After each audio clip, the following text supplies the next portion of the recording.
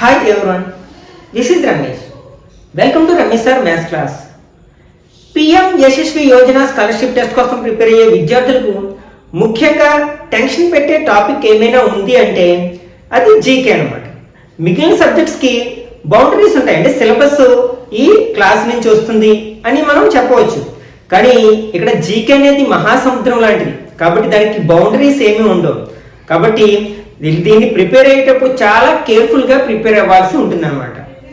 ఎవరైతే 9th class PM Yashasvi Yojana scholarship test కోసం prepare అవుతున్నారో వాళ్ళని దృష్టిలో ఉంచుకుని లాస్ట్ ఇయర్ ఈ పిఎం యశస్వి స్కాలర్షిప్ టెస్ట్ లో అడిగిన జీకేకి సంబంధించిన 25 క్వశ్చన్స్ ని డీటెయిల్ గా ఎక్స్ప్లెయిన్ చేయడానికి ప్రయత్నిస్తాను. ఈ వీడియోని కనుక మీరు స్కిప్ చేయకుండా చివరి వరకు చూసినట్లయితే మనం జీకేలో ఏ టాపిక్స్ చదివితే మనం ఎక్కువ మార్క్స్ స్కోర్ చేయొచ్చు అనేది మీకు క్లియర్ గా అర్థమవుతుంది అనమాట. కాబట్టి వీడియోని చివరి వరకు చూడడానికి ప్రయత్నించండి. అలాగే నచ్చినట్లయితే లైక్ చేసి మీ ఫ్రెండ్స్ కూడా షేర్ చేయండి.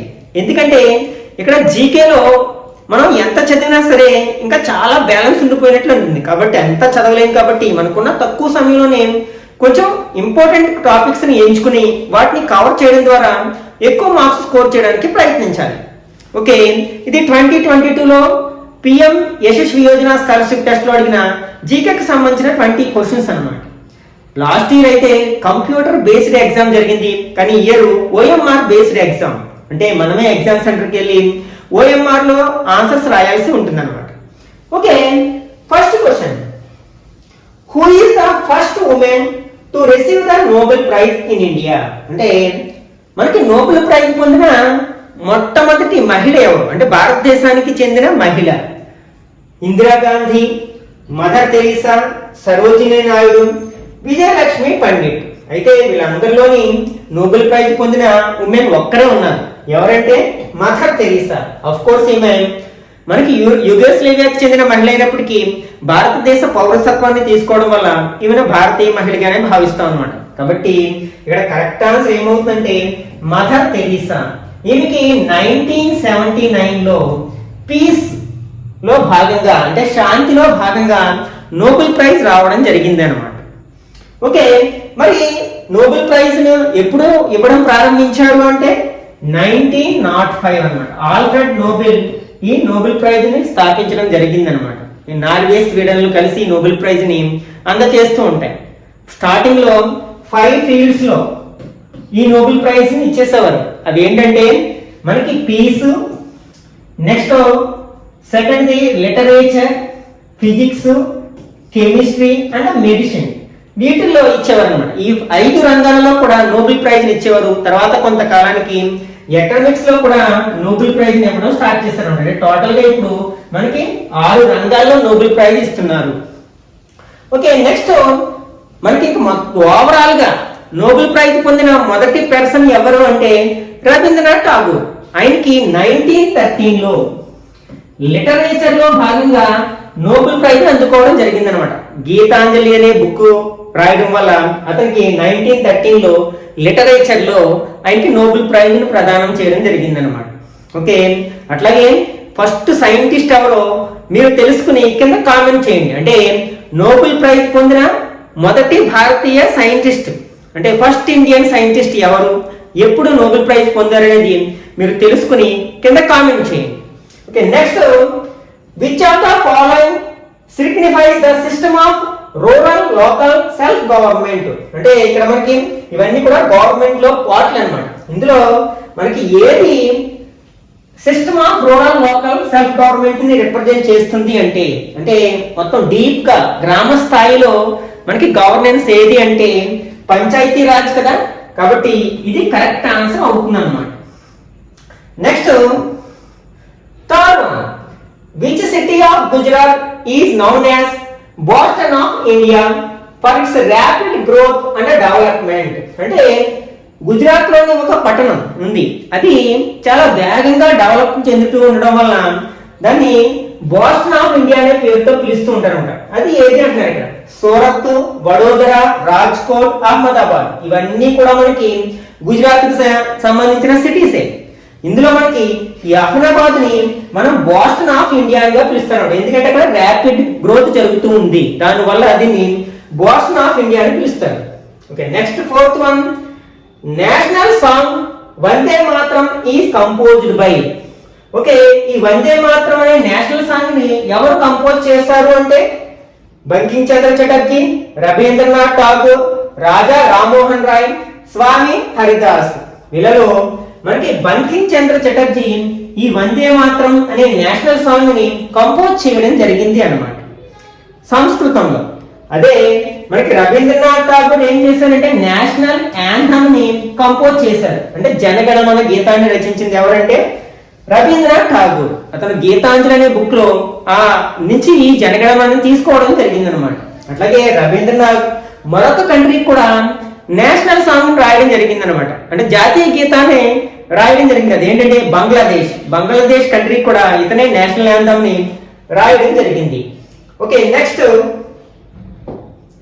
Fifth one, who is the first Indian to win Olympic gold medal in athletics. అంటే మనకి ఫస్ట్ ఇండియన్ అంటే ఇండియాలో ఫస్ట్ అథ్లెట్ ఎవరు, ఒలింపిక్ లో గోల్డ్ మెడల్ సాధించిన ఫస్ట్ అథ్లెట్ ఎవరు అంటున్నారు. Okay, Sushil Kumar, Neeraj Chopra, next R Srinath, Tilak Raj. ఇక్కడ మనకి ఇచ్చిన ఆప్షన్స్ లో నీరజ్ చోప్రా ఇతను జావలిన్ త్రోలో టోక్యోలో జరిగిన ఒలింపిక్స్ లో గోల్డ్ మెడల్ సాధించడం జరిగింది అన్నమాట అథ్లెటిక్స్ విభాగంలో. యాక్చువల్ గా మనం షూటింగ్ ని కూడా అథ్లెటిక్స్ గా భావించినట్లయితే మనకి Abhinav Bindra,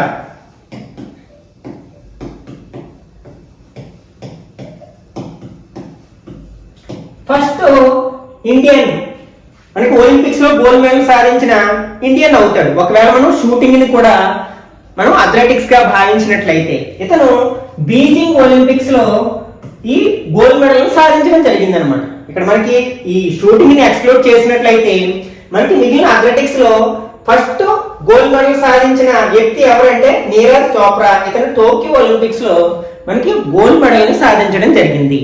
okay, next sixth one, how many bones are there in the adult human skeleton system. అంటే ఒక వయసులో ఉన్న వ్యక్తికి యొక్క స్కెలిటన్ సిస్టమ్ లో టోటల్ ఎన్ని బోన్స్ ఉంటాయి అంటున్నారు. ఇక్కడ ఆప్షన్స్ ఏంటంటే 202, 204, 206, 300. ఇక్కడ ఆన్సర్ కరెక్ట్ ఆన్సర్ 206. ఓకే, ఒక హ్యూమన్ స్కెలిటన్ సిస్టమ్ లో ఉండే టోటల్ నెంబర్ ఆఫ్ బోన్స్ ఏంటంటే 206. ఒక్కొక్క హ్యాండ్ లోని ఎన్ని బోన్స్ ఉంటాయంటే అంటే ఒక్కొక్క మనిషి యొక్క ఒక్కొక్క హ్యాండ్ లో 27 బోన్స్ ఉంటాయి అన్నమాట. మరి ఒక్కొక్క లెగ్ లో ఎన్ని ఉంటాయో మీరు తెలుసుకుని కింద కామెంట్ చేయండి. Okay, next seventh one, who was the founding member of స్వదేశీ మూవ్మెంట్. అంటే స్వదేశీ మూవ్మెంట్ ని ప్రారంభించిన వ్యక్తి ఎవరు అంటే దాదాబాయి నౌరోజీ, దుర్గాబాయి దేశ్ముఖ్, బిపిన్ చంద్రపాల్, ఉద్ధమ్ సింగ్. ఇందులో దాదాబాయి నౌరోజీ మనకి స్వదేశీ మూవ్మెంట్ ని యొక్క మనకి ఫౌండింగ్ మెంబర్ గా చెప్పుకుంటాం అనమాట. ఇతనికే మరొక పేరు కూడా ఉంది, ఏంటంటే grand old man of India అని కూడా పిలుస్తారు. అంటే భారతదేశ కురు వృద్ధుడు అనే పేరుతో పిలుస్తారు ఇతన్ని, దాదాబాయి నౌరోజీ.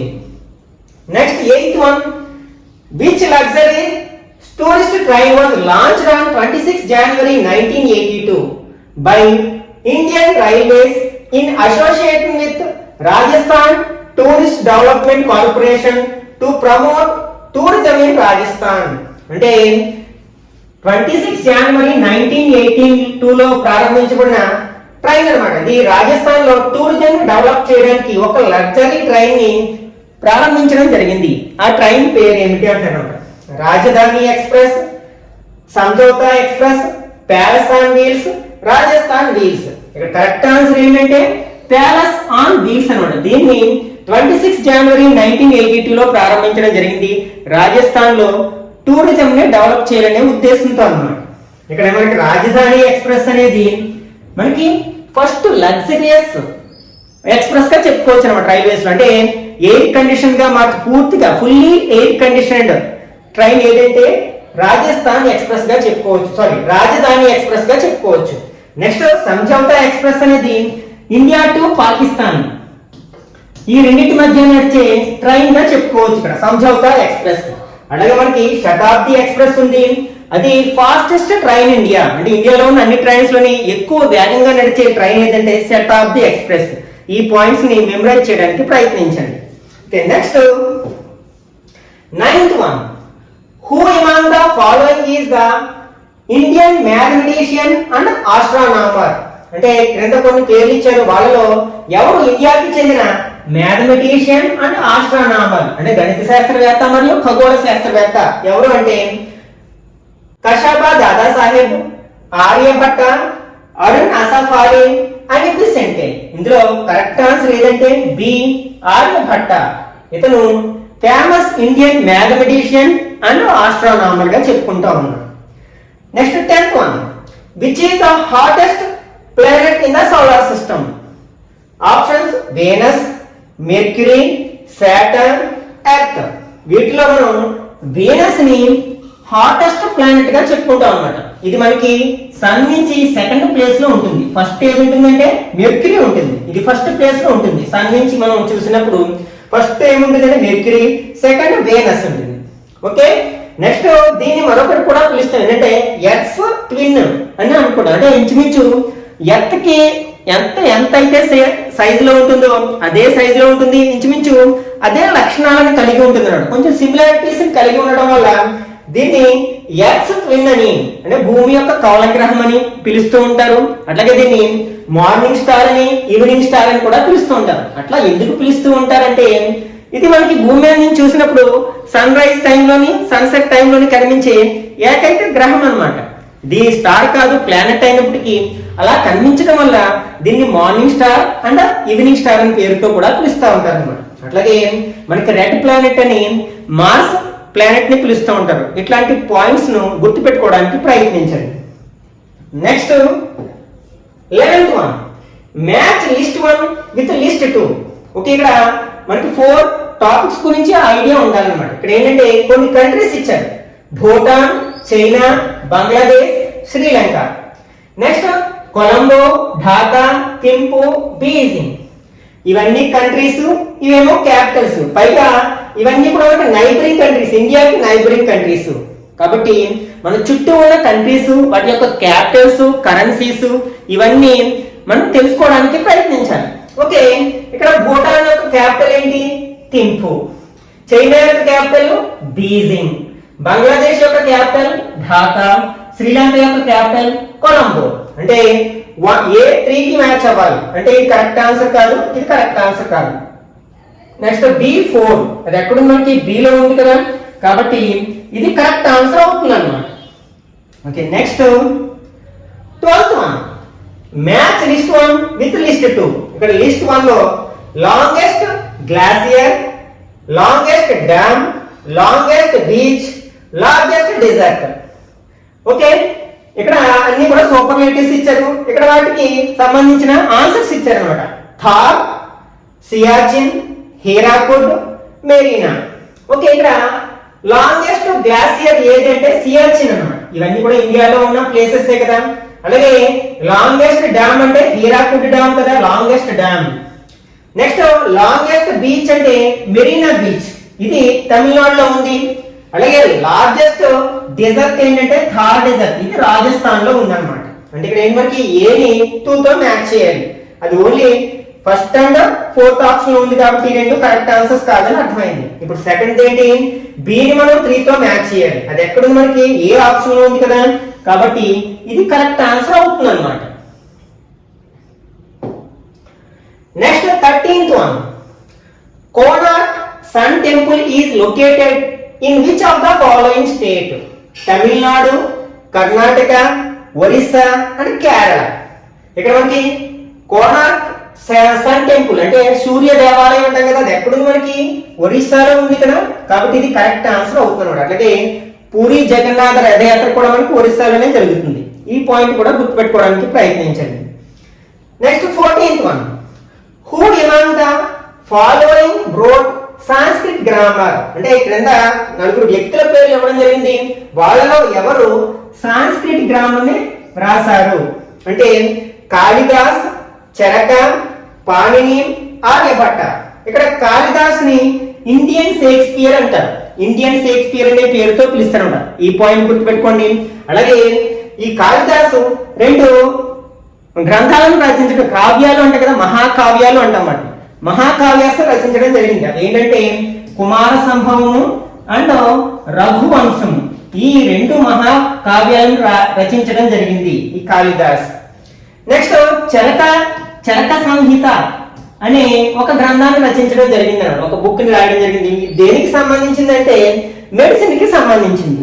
నెక్స్ట్ పాణిని ఏం రాశారంటే సాంస్క్రిట్ గ్రామాన్ని రచించడం జరిగింది. కాబట్టి ఇక్కడ కరెక్ట్ ఆన్సర్ ఏమవుతుందట పాణిని అవుతుంది. అలాగే ఆర్యభట్టీయం అనే ఒక గ్రంథాన్ని రచించడం జరిగింది. అది మనకి మ్యాథమెటిక్స్ కి అట్లాగే ఆస్ట్రానమీకి సంబంధించిన విషయాలతో కూడి ఉంటుంది అన్నమాట. Okay, next 15th one. Who is the first Indian to receive Nobel Prize in Economics? Okay, Nobel prize అనేది సెకండ్ క్వశ్చన్ మనకి. ఓకే, ఎకనామిక్స్ లో నోబెల్ ప్రైజ్ పొందిన ఫస్ట్ పర్సన్ ఎవరు అంటారు అన్నమాట. ఓకే, మన్మోహన్ సింగ్, సుకుమార్ సేన్, అమర్త్య సేన్, బిపిన్ చంద్ర. ఇక్కడ కరెక్ట్ ఆన్సర్ ఏంటంటే సి అమర్త్య సేన్ అవుతుంది అనమాట. ఇతను 1998 లో ఎకనామిక్స్ లో నోబెల్ ప్రైజ్ పొందడం జరిగిందనమాట. ఇతను వెస్ట్ బెంగాల్ కి సంబంధించిన వ్యక్తి. Okay, next 16th question. Match list 1 with list 2. ఇక్కడ లిస్ట్ 1 లో hamlet, Harry Potter, Malgudi days, my music, my life. ఇక్కడేమో అంటే బుక్స్ ఇచ్చారు, వాటి యొక్క ఆథర్స్ ఇచ్చారు, రచయితల పేర్లు ఇచ్చారు. వాటిని మనం మ్యాచ్ చేయాల్సి ఉందన్నమాట. ఇక్కడ మనకి హ్యామ్లెట్ అనగానే ఎవరు గుర్తొస్తారు? విలియం షేక్స్పియర్ గుర్తొస్తారు. హ్యారీ పోటర్ జేకే రౌలింగ్ కదా. అలాగే Malgudi days RK Narayan. Next my music my life Pandit Ravishankar. ఇతను సితార్ వాయిస్తాడు కదా. కాబట్టి ఇప్పుడు మన కరెక్ట్ ఆన్సర్ ఏమవుతుంది? ఏనేమో మనం 3 తో మ్యాచ్ చేయాలి. అది ఒక్క చోటే ఉంది కదా మనకి డి ఆప్షన్. కాబట్టి ఇది కరెక్ట్ ఆన్సర్ అవుతుంది అనమాట.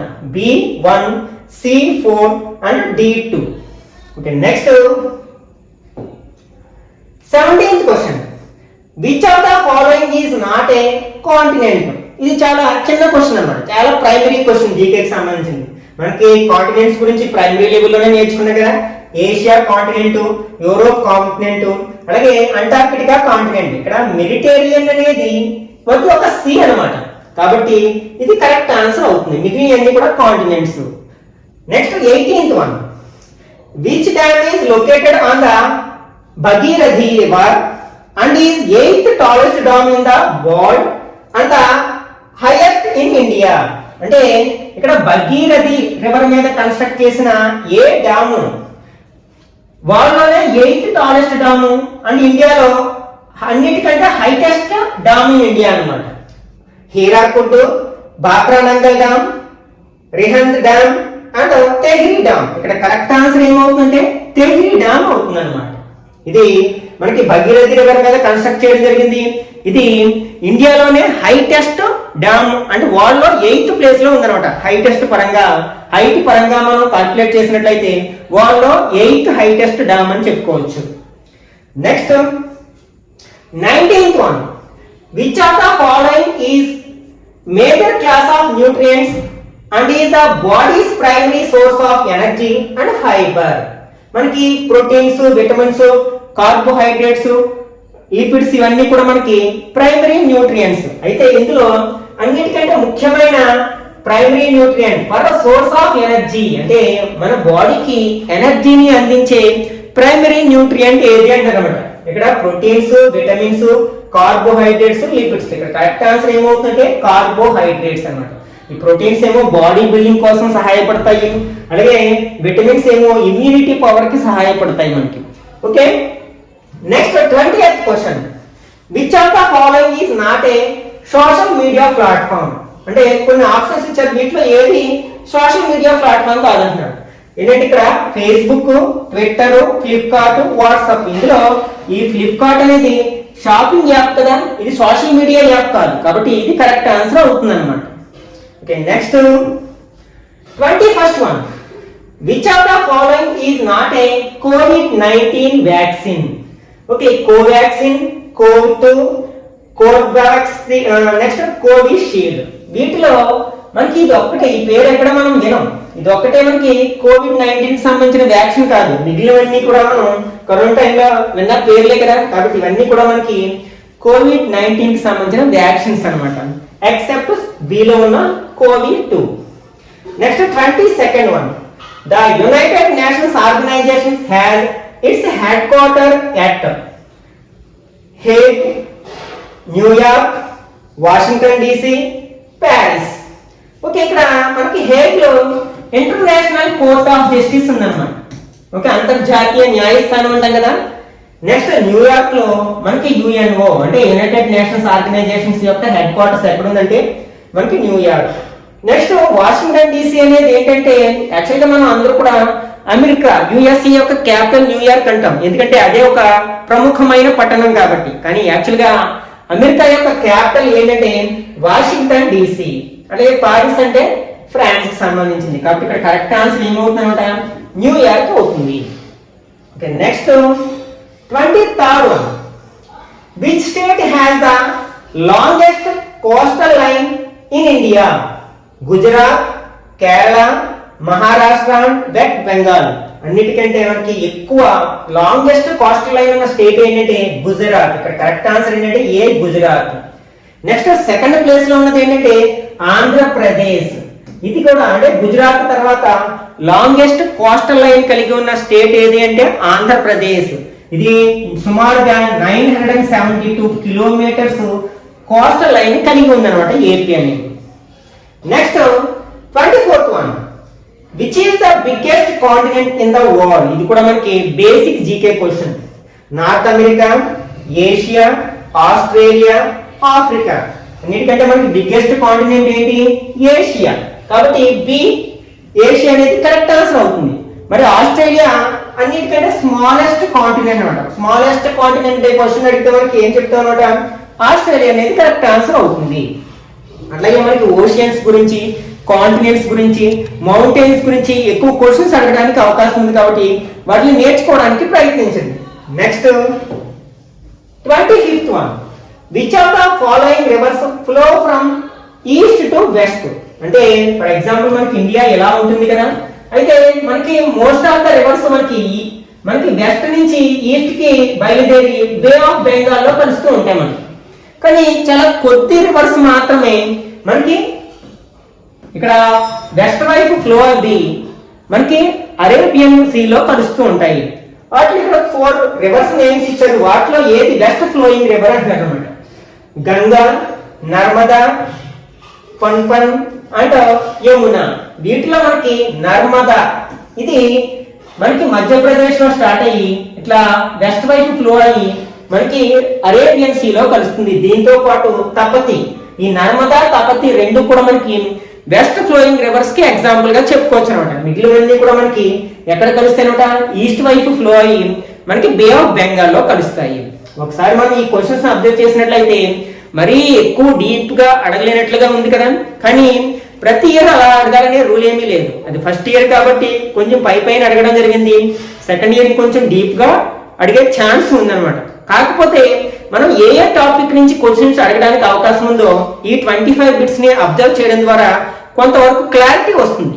దాన్ని మైండ్ లో ఉంచుకుని మీరు ప్రయారిటీ ప్రకారం, ముఖ్యంగా మనం జీకే చదివేటప్పుడు ఇది నేషనల్ టాలెంట్ టెస్ట్ కాబట్టి నేషనల్ లెవెల్ జీకేని చదవడానికి, అంటే స్టేట్ లెవెల్ జీకేకి అంత ఇంపార్టెన్స్ ఇవ్వాల్సిన అవసరం లేదు. నేషనల్ లెవెల్ జీకేకి నేషనల్ సింబల్స్, నేషనల్ సాంగ్స్ ఇవన్నీ ఉంటాయి కదా, అట్లాంటివి, అట్లాగే స్పోర్ట్స్ కి సంబంధించి, అట్లాగే బుక్స్ అండ్ ఆథర్స్, అట్లాగే ఫస్ట్ పర్సన్స్, అలాగే సుపీరియర్ ఇట్లాంటి, అట్లాగే మనకి వరల్డ్ జాగ్రఫీకి సంబంధించి ముఖ్యంగా కరెంట్ టాపిక్ సంబంధించి క్వశ్చన్స్ కూడా అడగడానికి అవకాశం ఉంది. కాబట్టి వీటిని చదవడానికి ప్రయత్నించినట్లయితే మనం ఈ జీకే అనేది మనకి రిజల్ట్ ని చాలా ఇన్ఫ్లుయెన్స్ చేస్తుంది. ఎందుకంటే ఈ 9th క్లాస్ చదివే విద్యార్థులందరికీ జీకే అనేది కొత్త సబ్జెక్ట్ అనమాట. ఈ మ్యాథ్స్, సైన్స్ అండ్ సోషల్ అనేవి రెగ్యులర్ గా చదివే సబ్జెక్ట్స్ కాబట్టి అంత ప్రాబ్లం గా ఉండదు.